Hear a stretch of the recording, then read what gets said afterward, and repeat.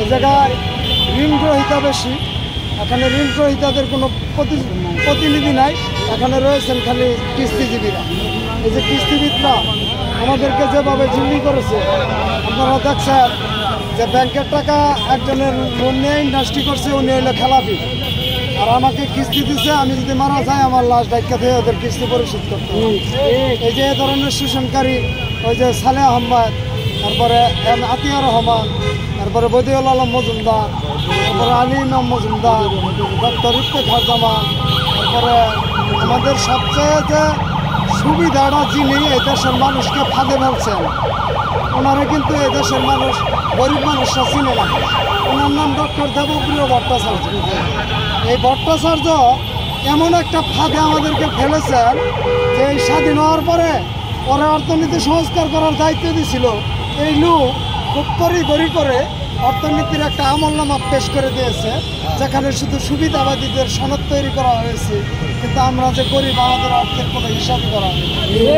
দেবপ্রিয় ভট্টাচার্যরে অবিলম্বে ওই সংস্কার কমিটি থেকে বের করে জাতির সামনে জবাবদিহিতা না করলে এই ঐক্যমত কমিশনে কোনো সুস্থ কমিশনে আশা করা যাবে। একবারে ক্লিয়ার 36 দিন আন্দোলনে চলমান যুদ্ধে আহত নিহত সমস্ত চালকদের তালিকা প্রকাশ করা এবং তাদের পরিবারকে রাষ্ট্রীয় সহযোগিতার আওতায় আনা, এটা তো আমার দাবি। এটা যে আমার দাবি এটা না, কিন্তু গোটা দেশবাসীর দাবি। আর এখানে যারা প্রচার মাধ্যম আছেন, গণমাধ্যম, আপনারা তো এই দেশের মানুষ, আপনারা কি আমাদের এই দাবির সাথে একমত না? আপনারাও একমত। আমাদের 2 নম্বর দাবি, যুক্তরাষ্ট্রের শ্রমনীতির আদলে বাংলাদেশের রিক্সা শ্রমিকদেরকে 1 নম্বরে রেখে শ্রমিকদের তালিকা ঘোষণা করতে হবে। 3 নম্বর দাবি, আমাদের স্বাস্থ্যসেবা, ছেলে মেয়েদের লেখাপড়া এবং আমাদের বাসস্থানের ব্যবস্থা করতে হবে। 4 নম্বর দাবি, বয়স্কদের দ্রুত পুনর্বাসনের ব্যবস্থা করতে হবে। 5 নম্বর দাবি, এ সেক্টরের অনুপ্রবেশ বন্ধ করতে হবে এবং কর্মের সময়সীমা নির্ধারণ করতে হবে। আমাদের 7 নম্বর দাবি, 6 নম্বর দাবি, ট্রাফিক দ্বারা শারীরিক নির্যাতন, মার্কেট কিংবা দারোয়ান দ্বারা খারাপ আচরণ বন্ধ করতে হবে। আমাদের 7 নম্বর দাবি, প্রত্যেক মোড়ে স্টি রিক্সার পার্কিং করতে হবে এবং আমাদের জন্য বিশ্রাম ঘাট তৈরি করতে হবে।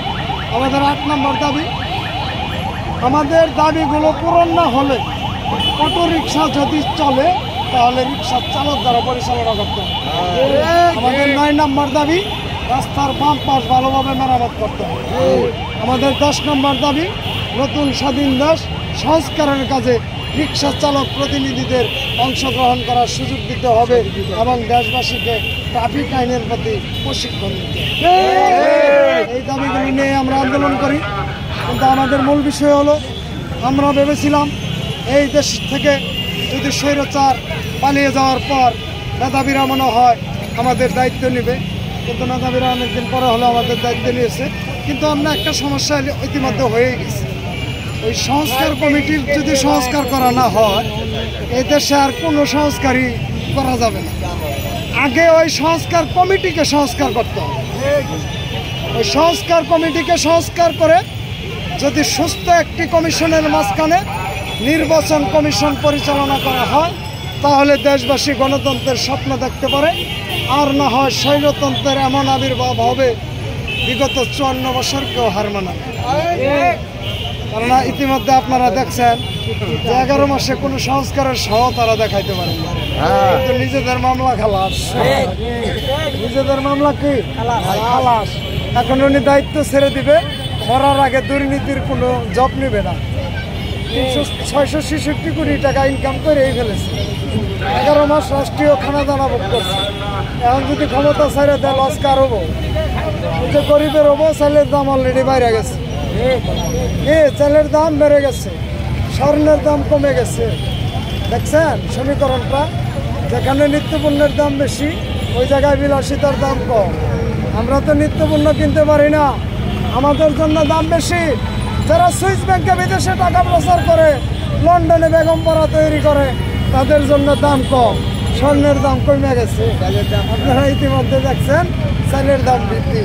এগুলো আমরা আলোচনায় আনতে চাইব না। আমরা বলবো, আমরা রিক্সা চালক জীবন দিয়ে মেধাবীদের পাশে আছিলাম, কারণ সংস্কারে আমাদের ভূমিকা নিশ্চিত না করে কোনো নির্বাচনী নকশা করলে এটার দাঁত ভাঙ্গা জবাব দেওয়া। কারণ আমরা হইলাম ভোটার, আমরা কোনো জুটার না। ধন্যবাদ সবাইকে। ওকে।